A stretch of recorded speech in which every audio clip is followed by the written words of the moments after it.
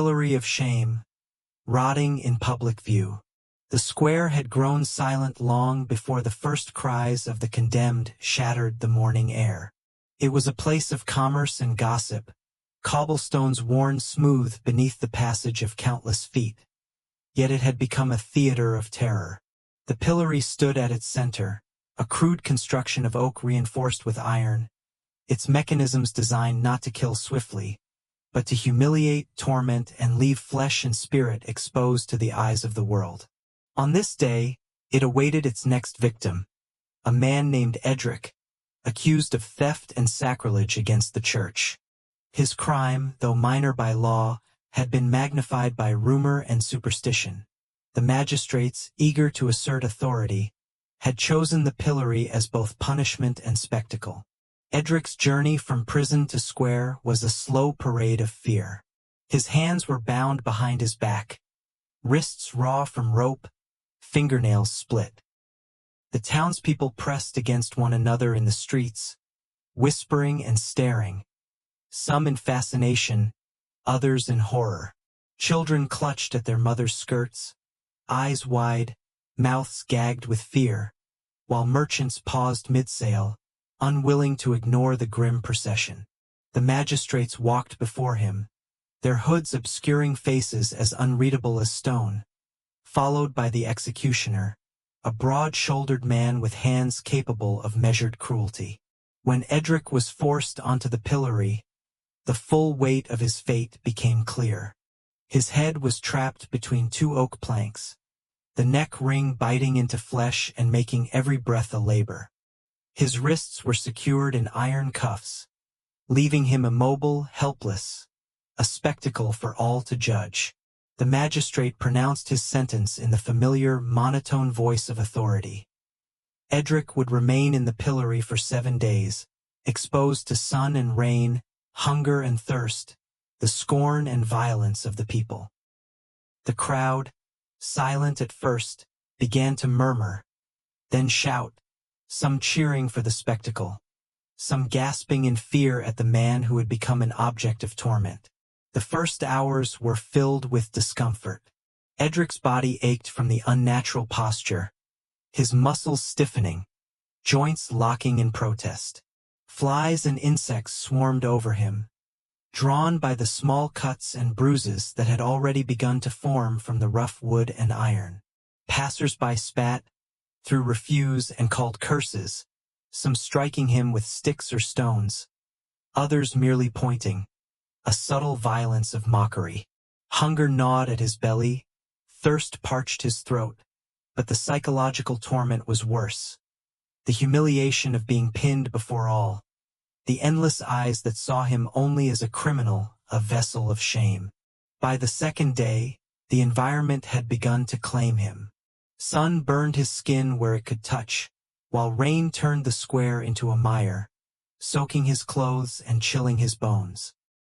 His flesh, already bruised and chafed, began to blister, tiny cracks forming where splinters pressed into raw skin. Birds pecked at scraps of blood, some daring to probe at open sores, and the smell of decay began to cling to him, a premonition of what was to come. Edric's mind faltered. He spoke aloud, calling for forgiveness, promising restitution, but his words were swallowed by the jeers, ignored or mocked. By the third day, the pillory's true cruelty became evident. The townspeople, emboldened by prolonged exposure, began to interact more violently.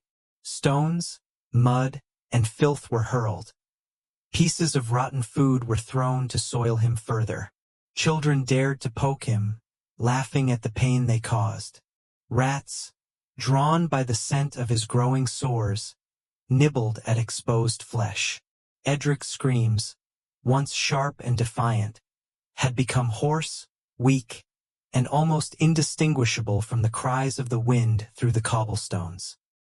He was alive, yet diminished, reduced to a body without dignity, a man without solace.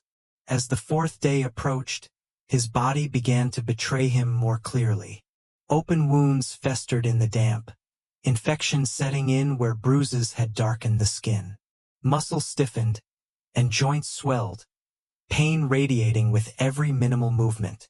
The iron cuffs cut deeper into his wrists, the wood of the pillory pressing sores into flesh. His mouth, dry and cracked, struggled to form coherent words. Occasionally, he would see a passerby pause, a brief glance of pity, only to be met with the cold indifference of the next. Hope flickered and died as quickly as it appeared. The fifth day brought a new horror. The public's cruelty intensified. Villagers, no longer satisfied with passive observation, inflicted direct harm. Stones thrown with precision struck already tender spots, sticks battered exposed arms, and the occasional blade of a butcher or farmer nicked the skin, deepening wounds and adding fresh blood. Crows perched nearby, drawn to the scent of injury and filth, their cries piercing the midday sun.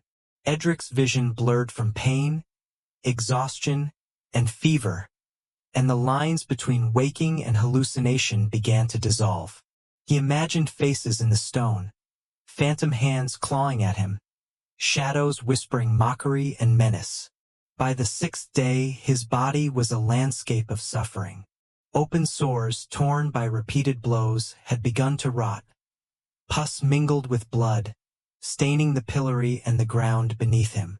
Flies clustered in thick swarms, feasting freely, their buzzing a constant reminder of decay. Every breath was a labor, every twitch of muscle a scream of nerve endings.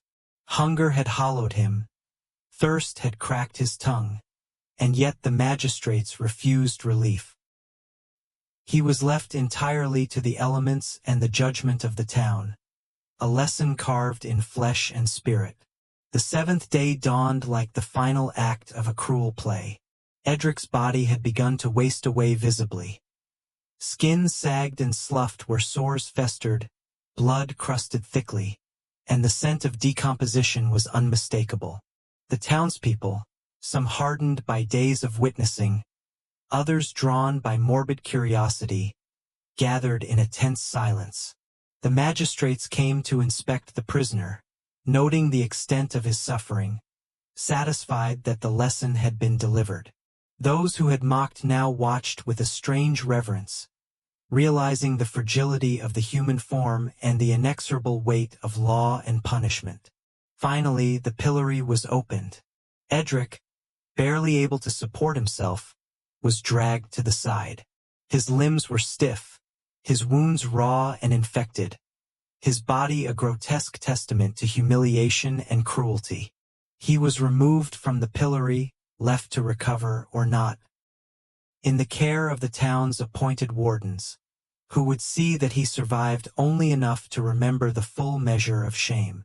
Some say he never walked the square again, a shadow of manhood, his name whispered as a warning, a cautionary tale of the pillory and its inexorable torment. The square returned to its normal rhythm.